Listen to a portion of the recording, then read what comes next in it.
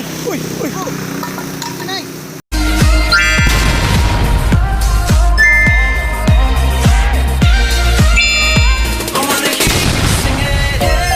Don't stress your mind, we coming home tonight.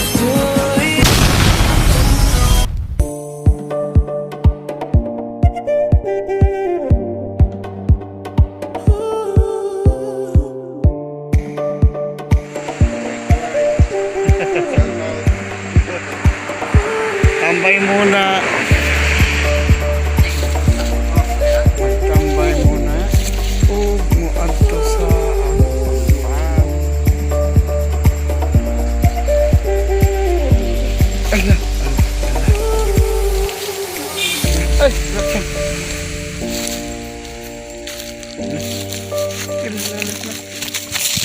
Okay.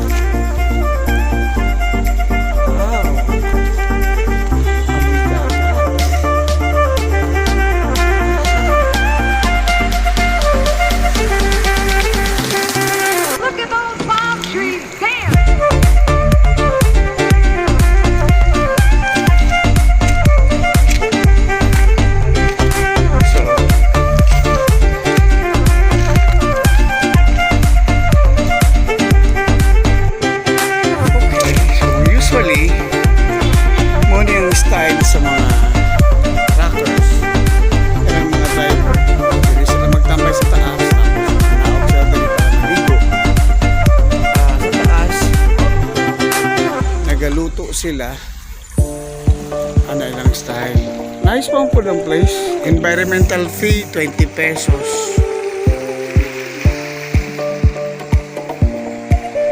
sakop pa rin siya sa liluan. Yes. Bago mo marating ang terminal or ang port sa Liluan, yan, ito yung madadaan.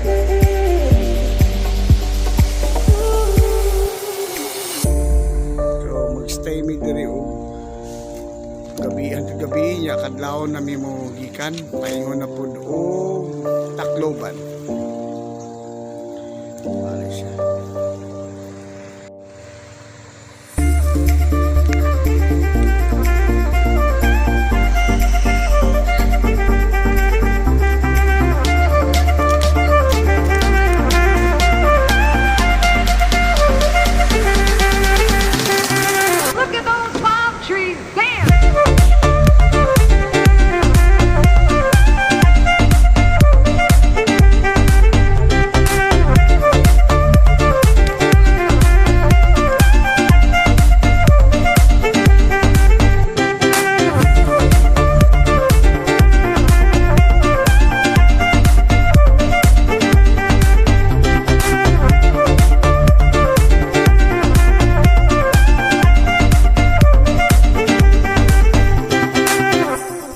Manok, adobohon. Lamig na.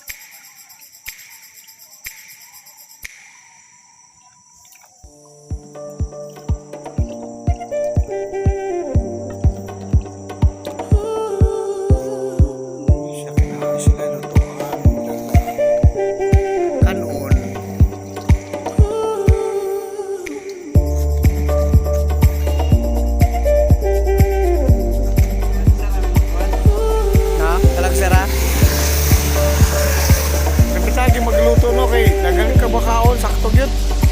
Sakto gyud ang kaon ba?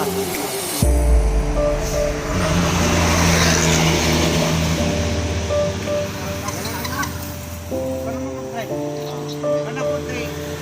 Ulo na kusin mo kay. Hasta kay to ang driver ba? Yeah, ulo na kusin mo.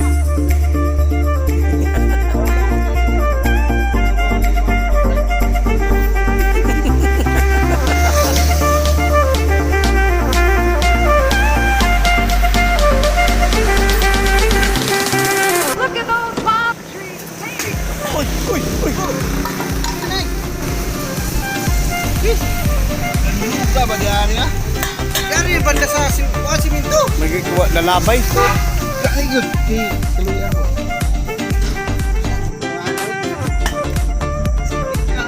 Ya. Ano, sigap. Sigap pa, sigap pa. Ulit niya to. Oo. Ano na?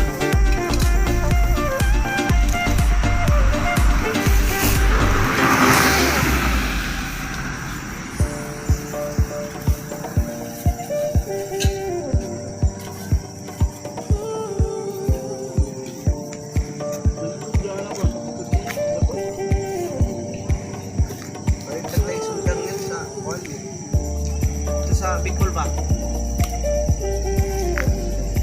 Hindi pagbiyahe itong Cebu, no? Ay, nakalimot kong dalang kutsilyo dayo.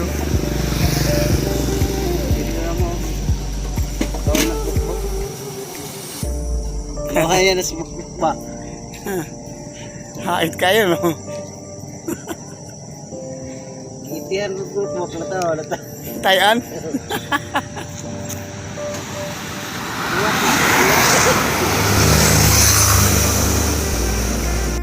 Buhay biyahero.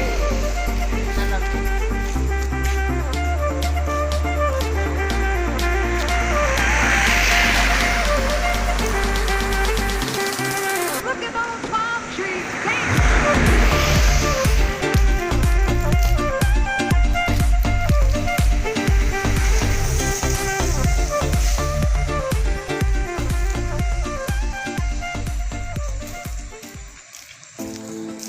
I've got to experience the once in a lifetime travel from Mindanao, Visayas to Luzon. Ito yung buhay ng mga driver ng mga tinwheeler truck. Usually, nagaluto sila sa taplin kaon para makatipid. Tapos, saka sila roro. Yeah. Ang na-appreciate ko lang sa travel na to, 60 km per hour lang din ang dagan nila. Hindi sila nag-more than that. At the same time, chill lang. Wala sila nagadali. Wala po nag-kuhan. So, this is the company. Di lang ako i-mention. Courier ni siya sa mga Shopee, Lazada. So, daghan ni sila mga dispatch center na ginaagian. So, from Davao, moabot yun siya og 5 days. So we've got to travel from September 20 and today, lunes pa may nagbiyahe sa hapon. Martes. Tapos, yeah. So moabot mi og usually Luzon ani. It's either Sabado sa gabi. Kaya ang pinakadugang yun nilang dispatch area is Tacloban City. So, highway ni siya gikan sa Liloan Port. Maunang magbiyahe ni siya pa Saka, Paingon o Tacloban. Magbiyahe pa ulit Tacloban. So, dito na po sila mag-ugay. So, another days na naman ang bubunuin sa travel. So, yeah, thank you so much for watching this video. At least, karoon kayo ng idea na i-share ko sa inyo yung buhay ng mga driver and at least natap natin yung road nila when it comes to travel. Thank you so much guys.